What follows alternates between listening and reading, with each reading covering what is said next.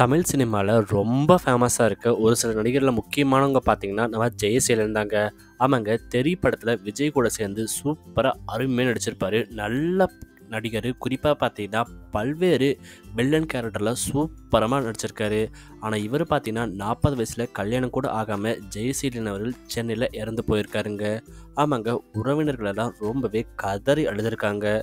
சமீபத்தில பார்த்தீங்கன்னா, சூப்பரா அருமையா திரைப்படத்துல விஜய் கிட்ட சூப்பரா அருமையா நடிச்சிருப்பாரு. பள்ளி சீன்கள்ல. அது மட்டும் இல்லாம நம்ம நெறைய திரைப்படங்கள்ல பார்த்துருப்போம் இவர. குறிப்பா பார்த்தீங்கன்னா, விஜய் சேதுபதியோட நெருங்கிய நண்பராவும் இருந்திருக்காரு.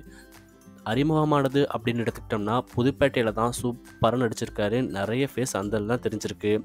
விக்ரம் வேதா படத்துல ரொம்ப அருமையா நடிச்சிருப்பாரு. விஜய் சேதுபதிக்கு நெருக்கமான நண்பரும் இருந்திருக்காரு ஃப்ரெண்ட்ஸா. அது மட்டும் இல்லாம பல்வேறு வாய்ப்புகள்ல அருமையா நடிச்சிட்டு வந்தாலும் 40 வயசுல அவருக்கு மஞ்சள் காமாலை நோயால பாதிக்கப்பட்டு உடல்நலை குறைவால ரொம்பவே முடியாம இறந்து போயிருக்காருங்க. கல்யாணம் கூட பண்ணாம. அவரோட மீட்பு ரொம்ப ரொம்ப பார்த்தீங்கன்னா, குடும்பத்திற்கு பாதிச்சிருக்கு. மீளா துயரத்தில தான் இருக்காங்க அப்படின்னு தான் சொல்லணும்.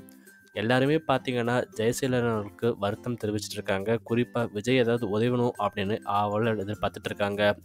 யாருக்கெல்லாம் பார்த்தீங்கன்னா, ஜெயசீலன் அவனது ரொம்பவே மிஸ் பண்ணுறீங்க அப்படின்றத கமெண்ட் பண்ணுங்கள். குறிப்பாக அவரோட ஆன்மா சாந்திடணும் அப்படின்னு வேண்டிக்குவாங்க.